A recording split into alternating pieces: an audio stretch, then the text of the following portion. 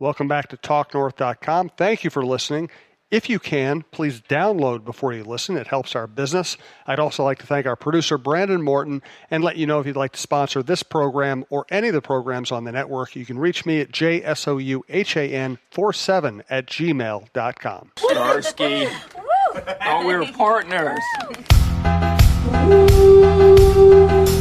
What? The Twins are interested in signing Bryce Harper? Are you kidding me? Like, what is next? Are the Twins interested in re-signing Babe Ruth?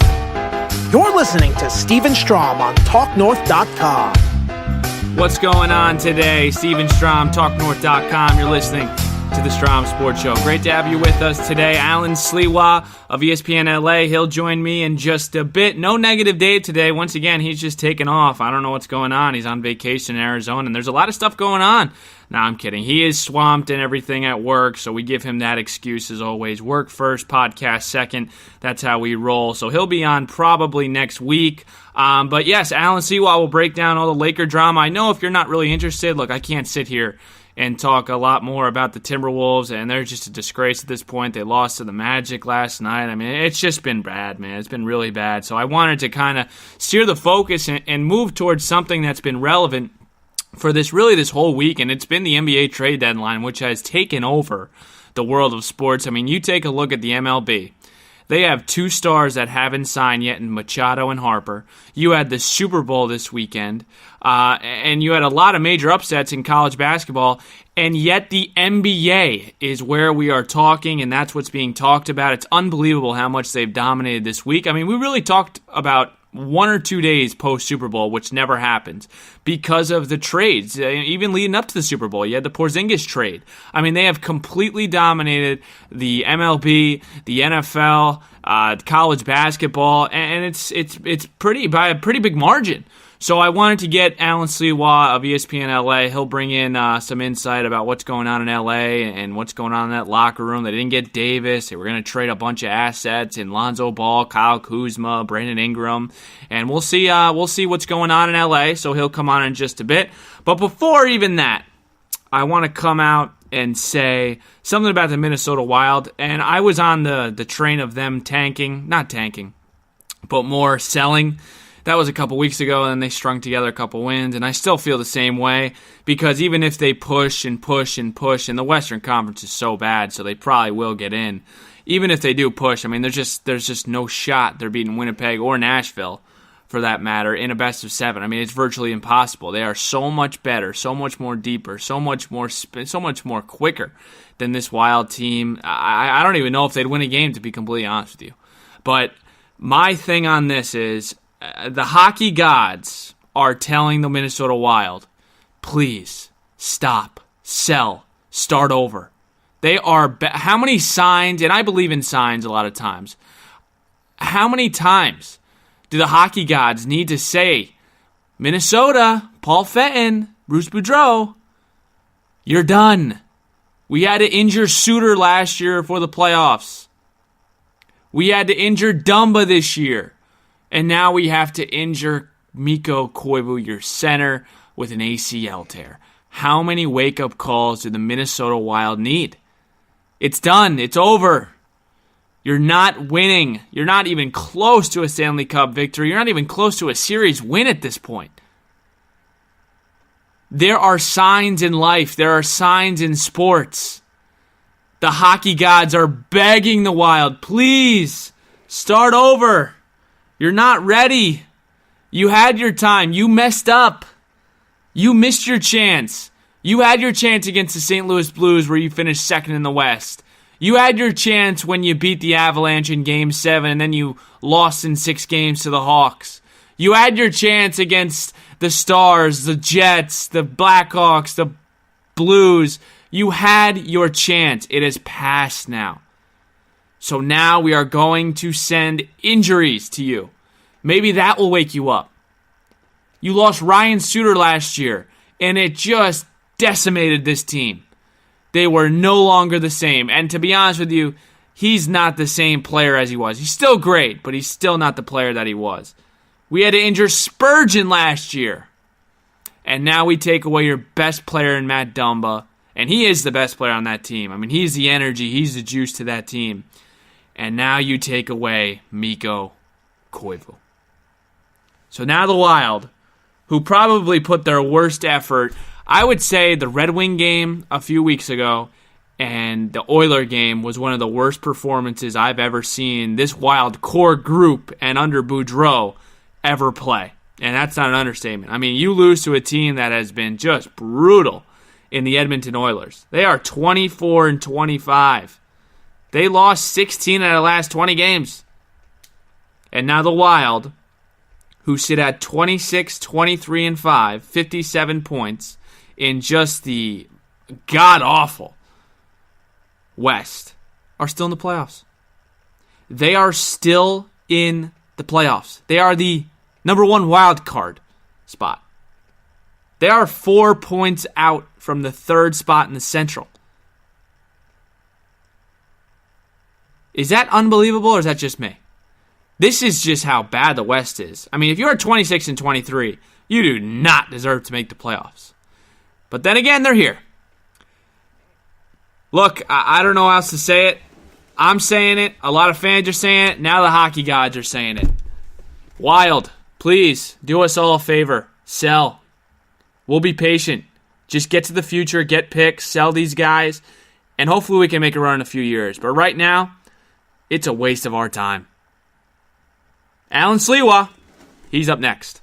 And we are now joined by Alan Sliwa of ESPN LA. He's my Laker guy out there in California. He is the host of Lakers Talk. You can follow him on Twitter at Lakers Talk ESPN. He does live videos of when he's in studio. Very good. I actually checked it out a couple days ago with the whole Anthony Davis drama and the Laker drama. We had to get him in here today.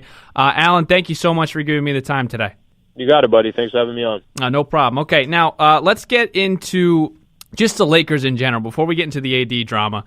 And I do have an opinion on this, and you can relay your thoughts after I say it. But I just what LeBron James did, and he completely went. And if people think that he's not involved, I think in talks of the trades and going to Magic Johnson, I mean, I think it's just bull. I think he's 100% wants Davis. I think he's told Magic Johnson that under the radar. And to me, I mean, you go to LA, your guys are Lonzo and Kuzma and Brent. You got a young team. And you put on the front that you got their backs and all this kind of stuff, and then you go and you want to trade them for Anthony Davis. You then proceed to get blown out by 42 against the Pacers last night. You're 27-27, and let me remind you that they obviously don't have Victor Oladipo for the Pacers. So you lose by 42. Then the picture of LeBron on the bench, that spirals on the internet.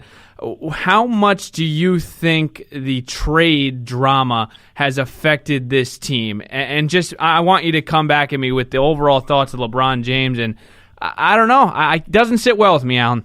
Well, listen, that game against the Pacers, I think I'd be blind not to think that all these, trade conversations and trade chatter and giving up 75% of your roster for Anthony Davis, which, whether you agree or disagree with that strategy, that's what the Lakers are obviously trying to do. So, I'd be crazy to think that doesn't have an effect on Brandon Ingram or Kyle Kuzma or Rajon Rondo or Lance Stevenson or Michael Beasley or a number of these names that have been, part of this trade proposal. There's been a number of proposals that have gone back and forth with the Pelicans, but of course it does have an effect. The Pacers are a solid team. They're a good team with Victor Oladipo, an all-star.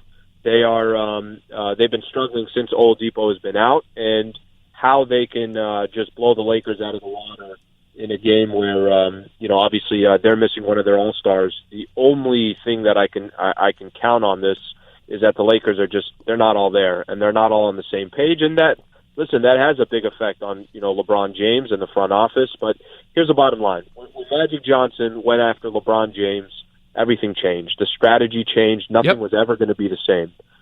You got a number of young, talented players on the Lakers. The problem is they're between the age of 21 to 23 or 24 years old.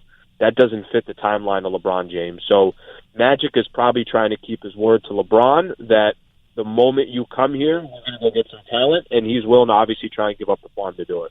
Yeah, 100%. I feel like you hit it on the head. I feel like Magic Johnson is being pulled in different directions. Does he want to stay with his young guys? And then he also committed to LeBron. And like you said, LeBron is getting old now. I mean, he's got 3 more years left on his contract. He's here to win. There's no discussion about that, and he wants to win now. It showed me that Magic is all in for this trade when you saw some of the deals that he was willing to make. I mean, Brandon Ingram, Kyle Kuzma, Lonzo Ball, 2 first-round picks, willing to take a guy in Solomon Hill and take his contract. I mean, I was kind of baffled that the Pelicans didn't take this deal. I mean, I don't know. AD's at its highest value. Are you surprised that the Pelicans didn't accept this? You know, I think initially when one of the first proposals that I saw the Lakers had given was the three young, the Lonzo, Kuzma, and Ball.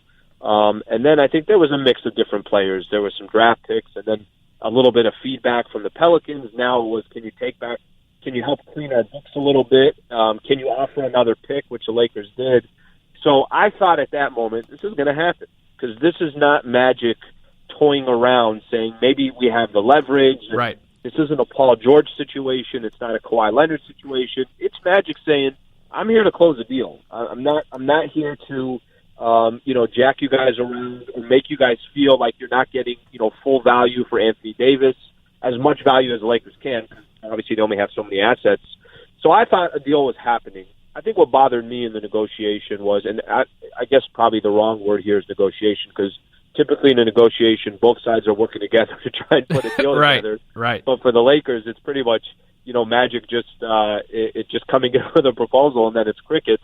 I thought Magic was very, very fair to, and I think this is why Magic won't get criticism in LA. And if he does, it's in my opinion, it's unwarranted in the sense that he went all in. There's nothing else he can do. These are the assets that you have. I think many teams out there would look at the Lakers' proposal and say that's a strong offer by the Lakers. It's up to the Pelicans or not if they feel, they should do the deal or they should wait till summer. But I thought Magic made the right move to go get AD, and then I think the Lakers made the right move of saying, we're going to go ahead and pull back because they're just asking for too much, or they're toying with us here, and no matter what we do, they're not going to want to make a deal with us.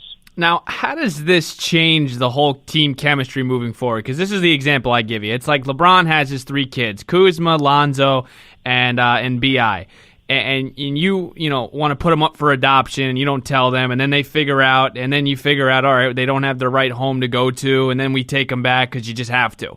How do you move on, and how do you move forward? Because, I'm not going to sit here and tell you, I played college basketball, I know it's not even close to the NBA, but I know one thing. You need to have trust, faith in your teammates on the court, and that shows. Can the Lakers move on from now? We're going to find out, because this is a team that's 27-27. They're 2.5 games out of 8th place. They might have been gifted a gift yesterday with the Clippers trading Tobias Harris. 100%. There's some incentives. There's some incentives for the Clippers not to make the playoffs, other than the fact that they know if they did, they're not going to go anywhere. They keep their pick. It doesn't go to Boston if they don't make the playoffs.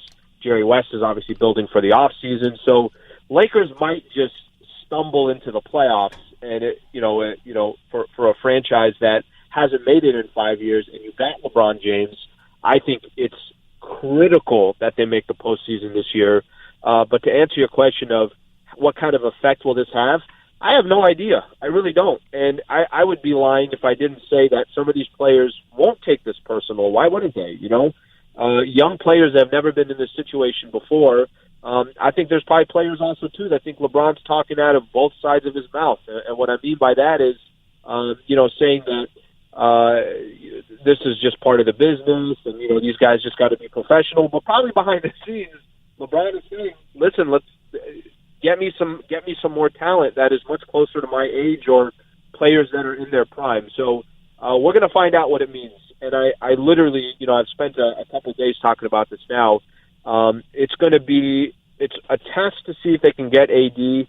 It's a test to see what happens if they don't get AD, because now you have a roster that knows not only do you have 1-year deals that are expiring contracts, they're going to be gone, but they also have young players that probably in the back of their mind know that the franchise really doesn't have their back.